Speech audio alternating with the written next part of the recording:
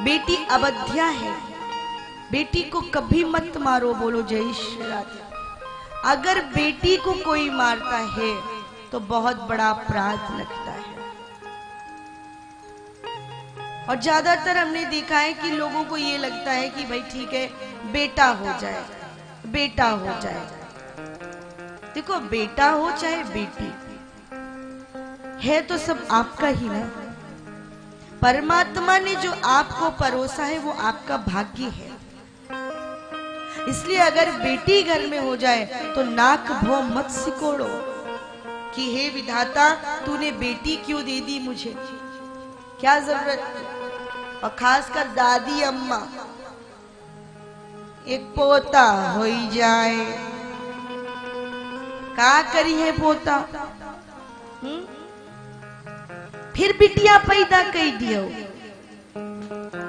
अब बताओ जरा, अगर बेटी आ जाए और देश में यही बिहार की मुख्यमंत्री बन जाए, आपके घर की बेटी पायलट बन जाए, आईएएस बन जाए, डॉक्टर बन जाए, तो भी बेटे से कम है क्या।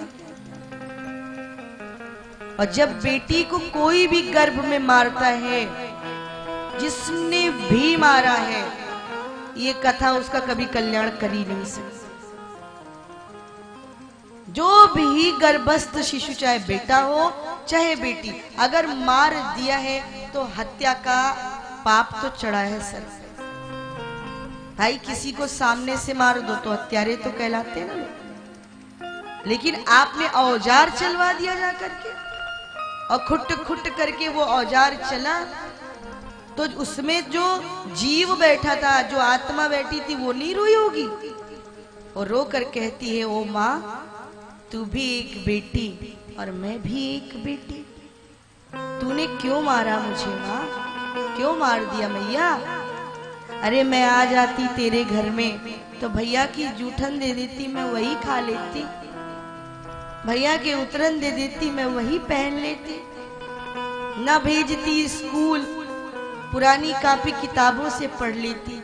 कम से कम जब मैं तेरे आंगन में पायल पहनकर घूमती मैया, तो तू कहती मेरी लाडो, मेरी लाडो, मेरी लाडो। या बाबूजी कहते मेरी बिटिया, तो आपने तो मुझे मार दिया माँ। और उस भ्रूण का जो मांस होता है ना, उसको फेंका जाता है, उसको कुत्ते नोचते हैं, उसमें कीड़े लग जाते हैं। और जब कुत्ता नोच नोच के उसको खाता है तो वो चीख चीख कर, मांस पिंड रो कर कहता है, जितना कष्ट मैं भोग रहा हूं, तो क्योंकि अब मेरी सदगति तो है नहीं, तो तुम्हारी गृहस्थी भी मैं नहीं चलने दूंगा। और ये बहुत बड़ा पितृदोष होकर के आपके घर में बैठ जाता है। आपको लगता ही नहीं, आपको एहसास नहीं होता कि मेरे साथ घटनाएं क्यों हो रही, दुर्घटनाएं क्यों हो रही, हम परेशान क्यों हैं। बेटी को कभी मत मारो, बेटी लक्ष्मी है।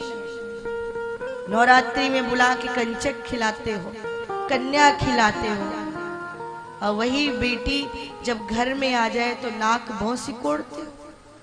ये तो दुर्गा का स्वरूप है, ये तो काली का स्वरूप है। और बेटी नहीं होगी तो बहू कहां से लाओगे।